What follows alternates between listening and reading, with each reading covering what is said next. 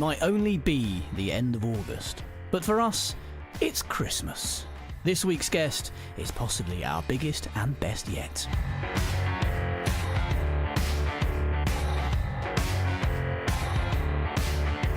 This is Partners in Crime with Adam Croft and Robert Dawes. Happy Friday to you, Bob. Happy Friday to you, my dear. Another week, another episode. Yes, we're still here. Episode 31. Who thought that we'd get this far? That's over 6 months we've lasted now. It is over 6 months. 7 months. Good gracious me. Think of all the people who've had to put up with us. I know. Bantering away. Yes, well, they still keep coming back for more, so there we go. Yes, they do. Thank goodness for that. Even in, well, actually, we haven't actually looked recently where people are listening to this show all around the world. I mean, we've got listeners in strange little pockets, interesting pockets all around the world. And don't lose them at this stage, Bob. And lots of listeners in the States and Canada, thank goodness, and Australia and whatever, and of course, Blighty itself. Yes, and Tobago. Tobago, Macedonia, yes, Japan, yes, all sorts of yes. Yes, so hello to all of our listeners worldwide. We are staying in the British Isles for another week, though. We're heading up to Scotland later in the show to speak to the Queen of Crime, Val McDermid. I need to tell you no more about Val. Everybody knows Val and exactly what she's achieved. So before that. Have you got a recommendation? Have you got a recommendation this week? I have, okay. Yes. I've not had any time to read. I'm all ears. In fact, look, I'm pinning them back.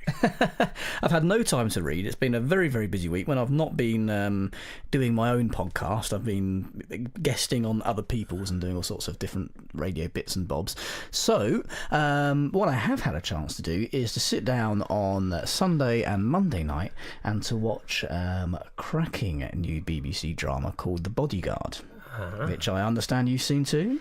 I have indeed. I'll lay the premise down for anybody who's not seen it. It opens on a train, and there's a chap there with his two kids. He's an ex-soldier, isn't he, or ex-SAS of some sort? Yes, he's a war veteran from I think Afghanistan or Iraq. Yeah.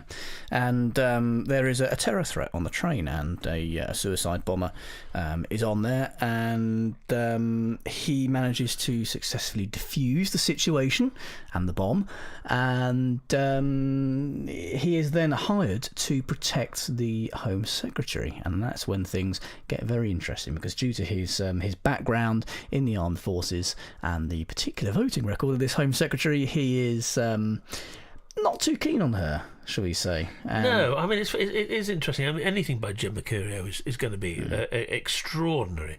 I mean, Line of Duty is, I think, one of the best programmes on television in recent years. I mean, he's a master at building up tension. He's a master of surprise in his works, and I was very much looking forward to this. Hugely looking forward. And the first 20 minutes, I have to say, are quite extraordinary. And for those who haven't seen it, very, very disturbing. You know, I somehow almost missed it. I didn't even see any of the build up to it. I saw a trailer on the night about half an hour or an hour before the programme. I thought, well, that looks quite good. I'm in the mood for a sort of a political thriller, and my God, it's absolutely cracking. Well, it seems to be doing the business. We've seen 2 episodes now, and I'll wait next week's. But as you say, anything with Mr. Mercurio's name on it is going to be quite excellent, and this seems to be, certainly with the critics, proving to be great pretty much cast the same. as well. So great cast. Yes, Keely Hawes is terrific, and there's some wonderful supporting actors in there as well, and Richard Madden, of course, playing the bodyguard himself. I noticed that Channel 5 rather cheekily decided to run the film The Bodyguard at the same time, in the hope that some people might get a little bit confused and then tune in and stay with that instead. But there you are. That's the competitive nature of television. So I'm going to come back very quickly to Sharp Objects, which completed its run on this week with its season finale, and I still think it's one of the most extraordinary pieces of television I've seen in a long time. The way it tells its story is so dense I mean, it's like no program I've ever seen. In fact, I don't think I've seen a program of this particular innovative style and way of storytelling since Twin Peaks began. I mean, it really is dense. It's incredibly disturbing and very moving. And it came to its end this week. Extraordinary performances by Patricia Clarkson and as the mother. Well, I won't say any more about that. I'll start giving Which it. channel is that on? What network? It's a Sky program, right. So get it on Sky. But Sharp Objects, I've recommended it on the podcast before, and I certainly recommend it at this end of the series. I mean, just compulsive viewing and brilliantly done. And Amy Adams in the central part is a revelation. I mean, she's always been good, but I always put her down as a more light-hearted comedian and lighter parts than this. But my gosh, she goes to town on it in great depth. So yes, if you liked Gone Girl, then you'll appreciate Sharp Objects. The only other one I've got is an update on Ian Rankin's. This show is obviously... You're looking forward to this, aren't you? Yes, I am. Tartan Noirish. Well, it's got a new director. Unfortunately, the original director has had to pull out due to unforeseen circumstances, but it's been taken over by the very, I won't say safe, he's a wonderful director, Robin Lefebvre. And, of course, Rebus in this is being played by Coronation Street's very own Charlie Lawson. And the remarkably fine Kathy Tyson, who many people know for an extraordinary performance in Mona Lisa with Bob Hoskins, the late much missed Bob Hoskins, and Michael Caine. So yes, that's a co-production between Cambridge Arts Theatre and Birmingham Repertory Theatre, and it's touring all over the place. Where we've got Malvern, we've got Edinburgh, we've got Nottingham, Manchester, Northampton, Aberdeen. There we are. A bit of granite for Rebus.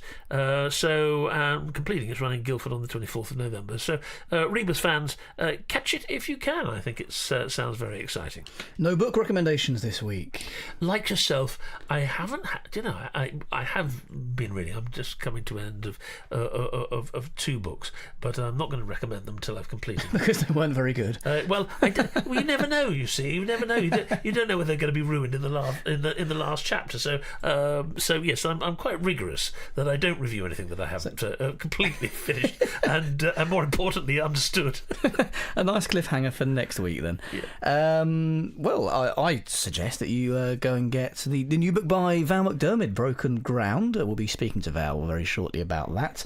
If you head over to kobo.com and find that, if you enter the promo code CRIME at the checkout, then Kobo will give you 90% off if it's your first purchase with them, and that's exclusive to listeners to Partners in Crime. Now, I'm going to give a shout out for people. I can legitimately say this on the show. It's Friday, so depending on when you're listening to the show, if you're listening to it in the morning at 1 o'clock and at 8 o'clock on Radio 4 Extra, there is the return of Truman and Riley. The BBC are repeating the episodes of the Detective series, which I very, very happily co-created with Brian Bree Thompson.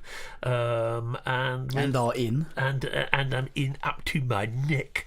Wrote the theme tune, yes, theme tune. The Leeds veteran detectives return to the patch with a very interesting case called Vanishes. That's not tonight's one, but you can if it's something that takes your fancy and you quite like listening to the old duffers investigating some very interesting cases. I have to say, then you can get it on catch up or listen in today. So that's it. Sorry about that. If you haven't heard enough of his voice. Oh God! Well, no, I do a northern accent in this. Do you? Yes. By gum, I'm from Yorkshire in this. Well, that sounds... Was that any good? That sounds convincing. Yes, thank you very much indeed. I'll take that as a compliment. You were going to say something about Kobo? I did. Oh, you did? Missed it. See, so busy talking about myself, I completely missed the sponsors. What do you call it? What do I call it? I don't know. I don't call it anything. I just plug our wonderful sponsors over at Kobo, who keep us on air. Right. So shall we talk to someone who can actually string a sentence together now? Let's give it a go. Now, today's guest needs no introduction. I know we say that quite a lot, but this one really doesn't. I'm going to give you 3 words. It's Val McDermid. Hello, Val. How are you? I'm fine, thank you. Good to talk to you. And to you. Now, you've been our most requested guest by listeners ever since episode 1 of Partners in Crime. So we're delighted to have you on now, as your new book, Broken Ground, came out last week, didn't it? It did indeed. It was a delightful start to the book. We did an event at the Edinburgh Book Festival, and then we had a nice little drinks party at Waterstones, and then I was on stage with my band that evening, so it was a pretty good day all round, really. We're going to get onto the band later. Definitely want to ask you about that. Now, you're best known for the Tony Hill and Carol Jordan books, but this new book, Broken Ground, is part of a different series, isn't it? Yeah, and I think it's fair to say that 5 books in, Karen Pirie has definitely got her own fan club that rivals Tony and Carol's. I'm amazed how popular she's become, how much people love the character and are desperate to see more of her. What is it, do you think, that makes her so popular? I don't know. I think it might just be the fact that she's quite, in some ways, quite an ordinary person. I mean, she's not a superhero. She doesn't have massive intuitions. She's someone who's dogged, who believes in what she's doing, who has a sense of humour, and she's not bothered about things like appearance and what people think of her particularly. She's more concerned with getting the job done and also maintaining her relationships with the people that she cares about. We've spoken to a few people recently, actually, who have said similar things. They've got characters who are more normal people. They're not the kind of the brash, womanising, alcoholic detectives that we see so much. I think we spoke to David Mark recently about his detective Hector McAvoy, and so talking about these more normal protagonists seem to be very much what readers are after at the moment, isn't it? Well, I don't know. I don't know about that. I mean, I don't think about what readers are after, to be honest. When I'm writing the book, I write the book I want to write. Yeah. And if people love it, that's a bonus. But I don't sit about thinking, what's the new trend in crime fiction, or what's the latest thing that's going to grab people's attention. I'm just interested in writing the books, I suppose, that I want to read. I've never been a follower of fashion. If I was a follower of fashion, I wouldn't have started with a lesbian detective in 1987. So I've always kind of gone my own way. Yeah, I mean, you either tend to hit the trends or create them.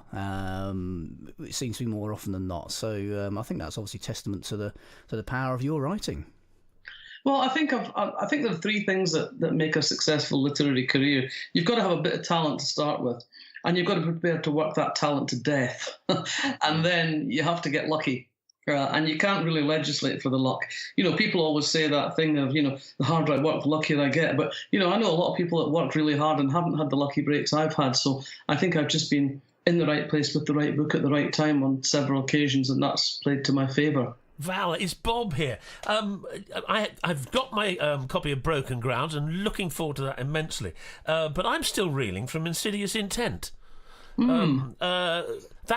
That's my series, Val. I feel very, very, very attached to Tony and Carol, as thousands upon thousands of your readers do. But Insidious Intent left me absolutely reeling. We won't go into details, of course, because those people who haven't read it are in for a great, as usual, roller coaster ride and a meticulously detailed investigation with their favourite characters, Tony Hill and Carol Jordan. Writing the 2 books of Karen Pirie, the DCI Karen Pirie series, and the Tony and Carol, they're very different in nature. Obviously, you don't have favourites, but how do you approach the different areas? Do you have a completely different approach to Pirie as you do to Hill and Jordan? Not really. I kind of go about it the same way. Things always start with a small idea for me. And as I develop it, which can be over months, it can be over years sometimes, it becomes clear to me quite early on whose story it is. Is it something that fits with an existing series, or is it something I'm going to need to go outside that and do another standalone? So that's kind of the first step in the process. And then I have to figure out what the story arc is, how the story is going, and where it's going to end up. And then I have to figure out where I left the characters at the end of the last book and how I'm going to move them forward. Because I've always been determined that my series characters were not going to be static, that they were going to have to absorb the slings and arrows that I've thrown at them, and that they would have to grow and develop in line with the things that have happened to them. You know, when you look at Agatha Christie, wonderful though her plotting and her storytelling is, it doesn't matter what order you read the Miss Marple books in. Essentially, Miss Marple stays the same. The only thing that changes really is her arthritis gets a bit worse. And I didn't think that was realistic in today's world, in the world of crime fiction, certainly in the world that readers expect. So I wanted, with each book, to move the characters forward, to move them to a different place. So I guess when I'm starting off with the book, I'm thinking, where did I leave them?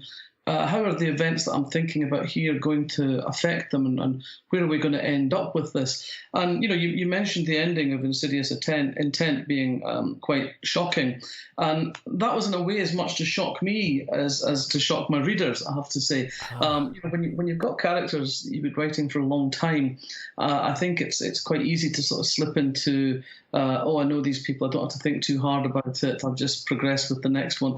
But I wanted something that would kind of really make me stop and think hard about who Tony Hill and Carol Jordan are, and how their lives can be shaped from this point forward. So there will be more Tony Hill and Carol Jordan, but for me they've got to be exciting and interesting as much as for the reader. Well, that's fascinating because, as the queen of crime, you have great plots. You just have fantastic plots, but it's your compelling characters that stay in my mind, and not just your main protagonists. Even your supporting characters seem to have a sort of an intensity and interesting psychological hinterlands all of their own. Is this an area of your writing that gives you particular joy? Yeah, I think. I'm very flattered that you say that, because really, I think that all great fiction is about character. It doesn't matter if it's crime fiction, historical fiction, whatever. The books that we remember most are the ones where the characters have stayed in our mind. The ones where, when we get to the end of the book, we're still thinking about those people. We're thinking, what are they going to do next? How is this going to impact on their lives? How did they move forward from this place? And so that's when I'm writing. I'm trying to create characters, even if it's just in a few sketches, about a few lines of sort of sketchy outline. I'm trying to give the reader some background, some hinterland, some sense of who these people are. Because what we do when we read a book is we bring ourselves into the book, we bring our lives and our experiences to the book. So we read the characters of the book in a way connected into our own lives. We think about characters and their relationship in our heads to the people that we know, the people that we love, the people that we've encountered, the people we've worked with. So I need to give the reader some clues that kind of feed into their experience of the world and help them build a picture in their head. Yes, Val, one of the first books of yours that I read was Union Jack, which is a Lindsay Gordon book, when an unethical, corrupt union leader ends up found dead. And the politics is something that has driven quite a lot of what you do, and which does inform your writing, and certainly the backdrop for some of your books, doesn't it? Tell us a little about that. Well, I've always been a political animal, really. I'm interested in politics. I was involved in student politics when I was younger. I was involved in trade union politics when I was a journalist. I'm interested in politics generally. I'm interested in the world around me. And I think you'll find in general that what people are interested in finds its way into their books. Because those are the stories that grab us. Those are the things we come into contact with because we're reading The New Scientist, or we're reading a political magazine or whatever. So those are the things that appeal to us. So inevitably, those are the stories that appeal to us, and those are the stories that get told.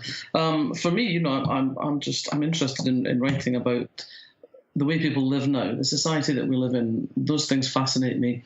How people behave. In social terms, as well as how they behave in sort of personal relationship terms. So I suppose that was always going to be something that found its way into the books in one shape or another. I suppose it's that old maxim, write about what you know. Well, I think it's write about what you're passionate about. Yes, yeah. Sometimes the best thing you can do is write about what you don't know about, because you can find out, yes, and then discover new passions. I mean, they say there's nothing new under the sun. I mean, is it Campbell who says there's just 7 stories, and every story is other stories is connected to those? But it seems to me that crime readers are hugely dedicated. They're avid readers. They're addicted to reading, and friends I know who and people I meet get through a phenomenal number of books in any given year. So the challenge, I guess, for writers is to surprise. I guess is that a challenge that you feel when you're writing? It's something I think about. It's at the back of my mind. It's not at the front of my mind. I always want there to be something at the end that has the potential to make the reader go, "Oh my goodness, I didn't see that coming." But I think, like as you say, people who read crime fiction are avid fans. They tend to read a lot. I mean, some of them read 4 or 5 books a week. It's very good training for being a Booker judge, let me tell you. But these are people who become very sophisticated readers. They understand the way that a crime novel works. They understand the shape of a crime novel. So I kind of work on the principle that the chances are some of my readers will have worked out by page 50 where I'm going with this book. What I need to do is make it fascinating enough that they want to come with me on the journey, that they're not going to walk away from it because they think, "Oh, I know where she's going with this, can't be bothered with it." So I've got to make them be interested in the characters, be interested in how the story is going to play out, and also make them intrigued enough to think, "Am I right? Am I right? I've got to stick with this to the end." So you have to take all these factors on board. And so that's, for me, part of it is that thing of recognizing that some people are not going to be surprised by whatever ending I come up with, but I need to make them want to come with me. Yes, the journey is all. Yes, I mean, that's one of the best explanations I've heard, unsurprisingly. So, I mean, how do you find the time, Val? I mean, you're a musician as well as one of the great literary communicators of the age. And you also write lots of other books. I mean, the Bible, for myself, and Adam's exactly the same. He's holding a copy. He's got his copy, and I've got mine. That's where we're at on Partners in Crime, of forensics. For every crime writer, it is I think the Bible. And in the week that the wonderful, your dear friend and advisor Professor Sue Black stated that she thought some crime writing was fairly sloppy, and I always thought, well, they should. She's obviously read my books. Anyone who wants to know anything, or even just the start of where to go, must look at this book. Was it a project that you embraced, obviously happily because you did it, but is it one that you thoroughly enjoyed? I think I'm in a very fortunate position now that people come to me with interesting projects that they'd like me to take up, and some of them I immediately respond to and think, "Oh, that's a great idea, I'd love to do that." Others I think, "I'd quite like to do that, but it's far too much work." And others I think, "That just doesn't interest me at all." But this was one where the way it came about was that the Wellcome Collection, a marvellous museum on the Euston Road, were having a refurb, and they wanted to reopen with an exhibition on forensic science. And they wanted a book to accompany it, not a catalogue of the exhibition, but a book that would sit alongside it for people who came to the exhibition to find out more about the kind of things that they were going to be seeing in the exhibition. So they came to me and said, "Would you write this book?" And I said, "No." That obviously went down well. And I haven't got the expertise. And they went away and they came back and they tried again. And they said, "You can do it in whatever format you want to do it." And I said, "Well, can I lead it with interviews with practitioners?" Because I could see here that this was a great opportunity for me to pick people's brains. And so we agreed that that's what I'd do. And then so I interviewed lots of forensic scientists who were incredibly helpful and absolutely fascinating. And then with the help and support of the librarians at the Wellcome Trust, I coloured in the background, as it were. And it was actually great fun to do it. And the thing that really excited me was talking to the guys and women who do this stuff for real. And it was sometimes the things that I had had least appetite for, I suppose, that turned out to be the most exciting. Particularly the one I'm thinking of is the chapter on forensic entomology. I really wasn't very interested in flies and maggots and wee beasties at all. I kind of shared most people's affection for them. And then I went off to the Natural History Museum and met Martin Hall, who's their forensic entomologist, and I had the most extraordinary day with him. His passion and his enthusiasm for his subject was amazing, and he just drew me in, and I could see the fascination of the subject, and I could see how it could completely capture your imagination and be the sort of job you could be completely passionate about, and I ended up being quite taken with being shown iconic maggots. So I did balk at sharing his sandwiches because they were in exactly the same Tupperware container as his collections of maggots. It's an absolutely fascinating book. My copy is well thumbed. I know Bob's is too. It's highly recommended for not just for crime writers, for whom it should be the Bible, but for anybody interested in crime. And you, in your dedication in the book, you've got 3 words which sum it up: good stuff, science. I think that's perfect. Now, your musical career, Val.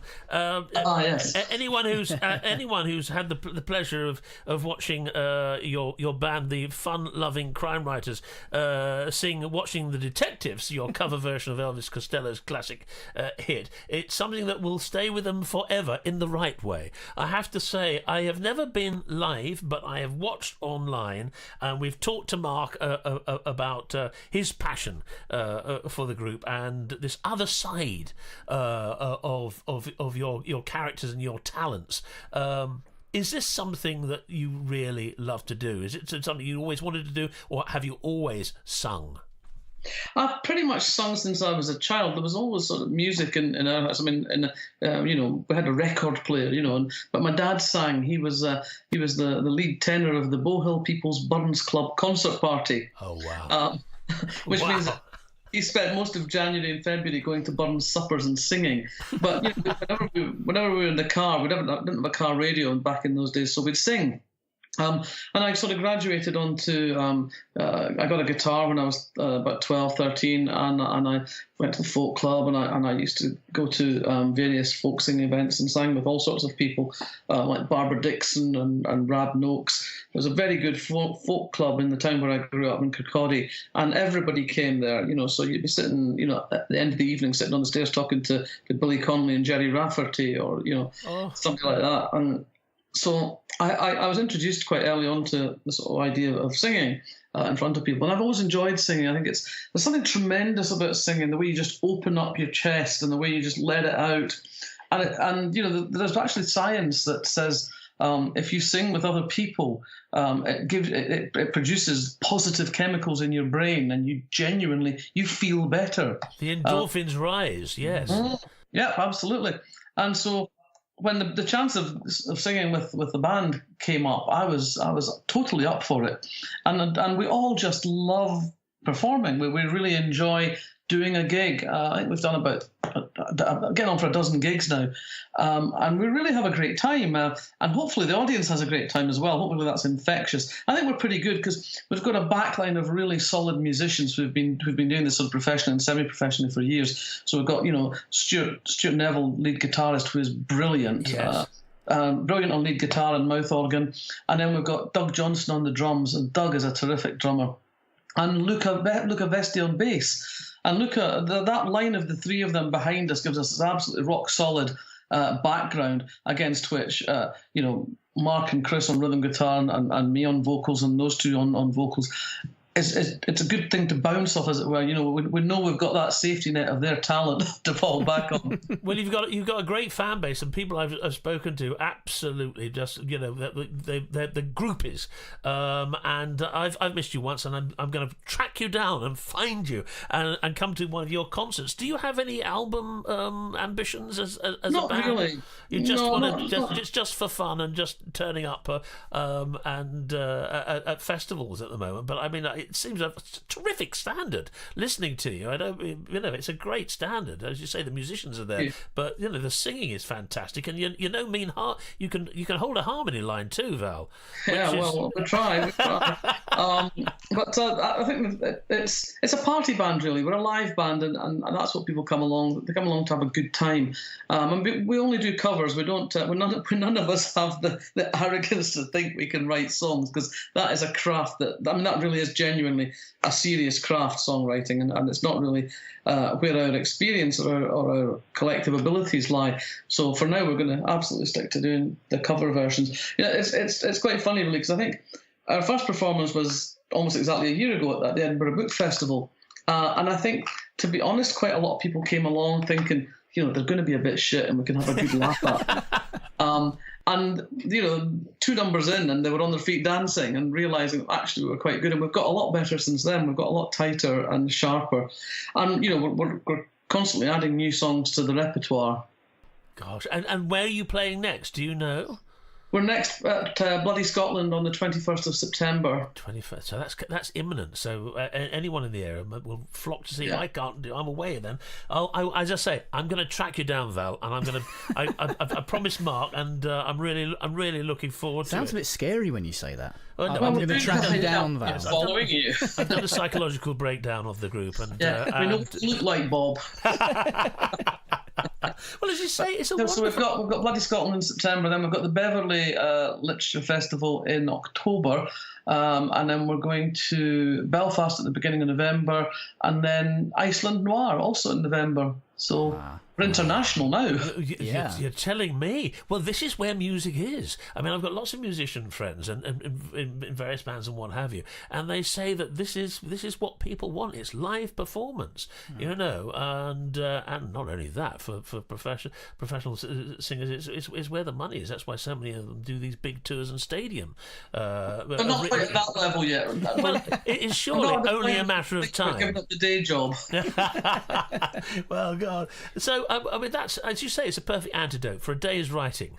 To get out there, open your lungs, and rock the evening away. So, well, great. So, listeners will know where the band is playing. So, pop along to that as well. And you also pick up have a great time at the literary festivals as well. So, again, it's not just the singing. You're a great communicator, and you're a great spokesperson for the world of crime writing and literature in general. How do you find the time for all the things you do? Where do you find the time to write your books? I think I'm quite focused. I'm quite good at compartmentalizing things. So if I'm working on a book or something and I know I have to do sort of a side thing, as it were, I will sort of block out the time and just get on with it. I think I'm quite lazy, actually. I mean, when I say this to people, they look as if they want to slap me. But my partner says every time she comes into my office, I'm playing a computer game or I'm on Twitter or something. She thinks I've got a house elf trapped in the in the stationery cupboard who's writing the books.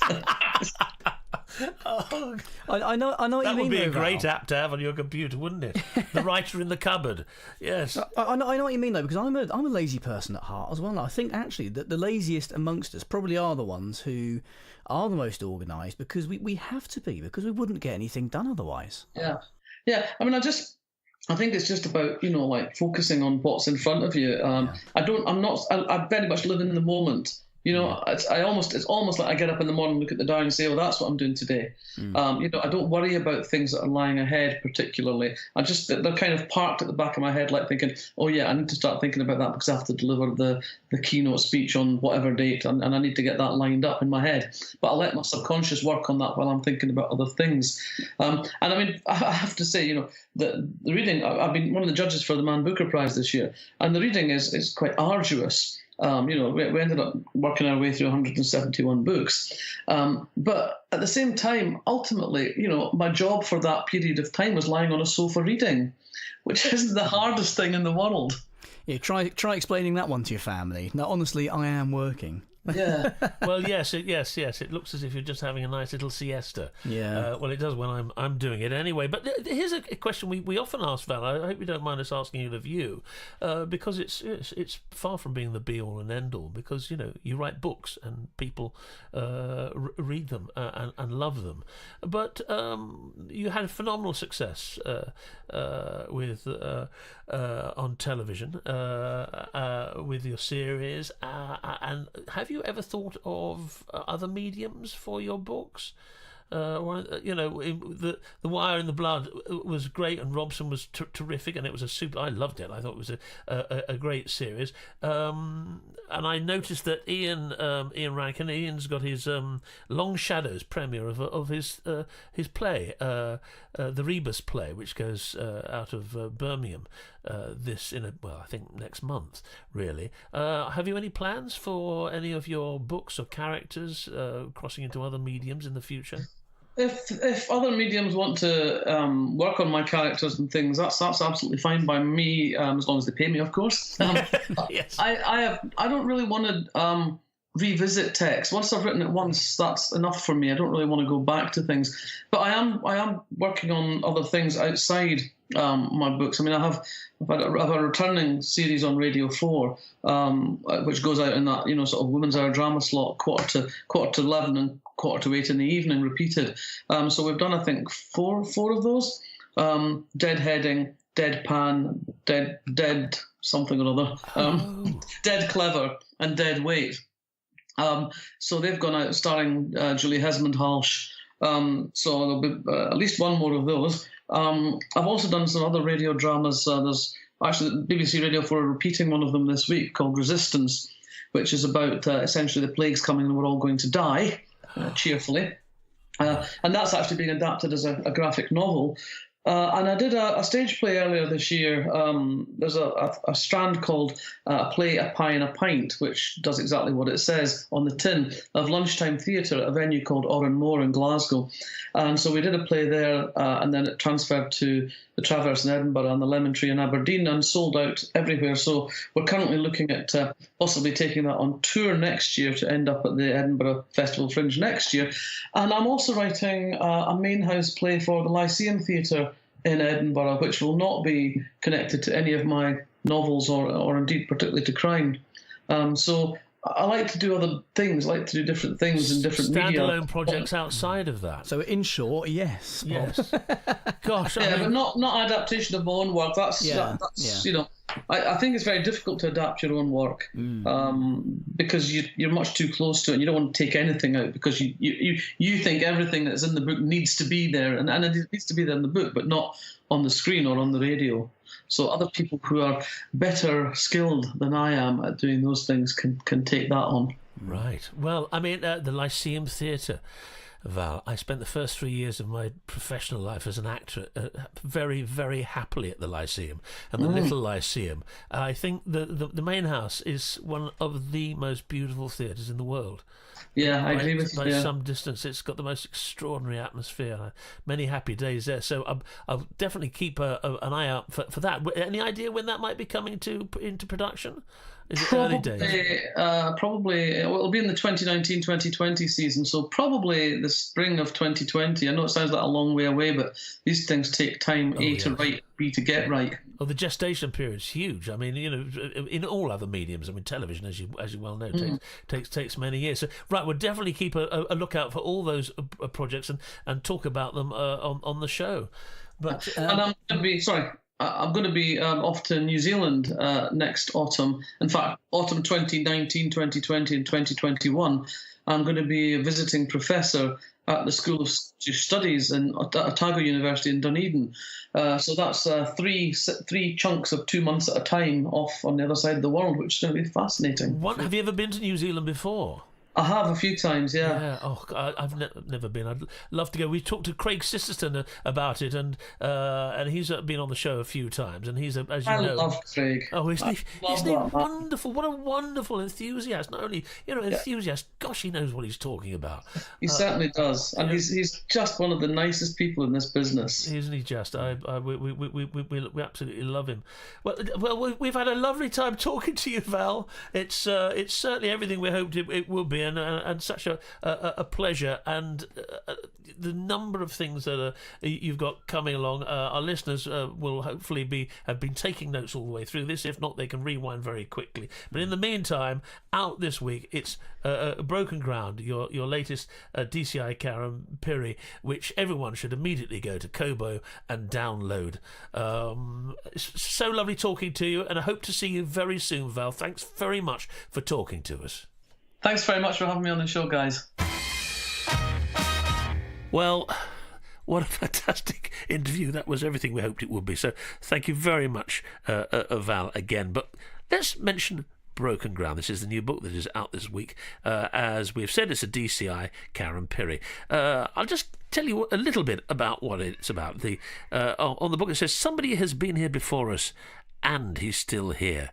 That's a nice start to think. When a body is discovered in the remote depths of the Highlands, DCI Karen Piri finds herself in the right place at the right time. Unearthed with someone's long-buried inheritance, the victim seems to belong to the distant past, until new evidence suggests otherwise, and Karen is called in to unravel a case where nothing is as it seems.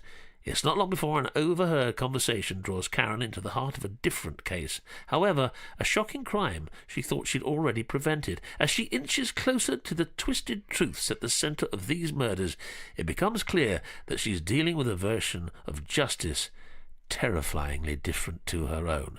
Well, the Scotsman says another stellar read from McDermid and further evidence that her queen of crime status will not be challenged. The Observer says there is nothing more gratifying than watching a master craftswoman at work, and she is in fine form here.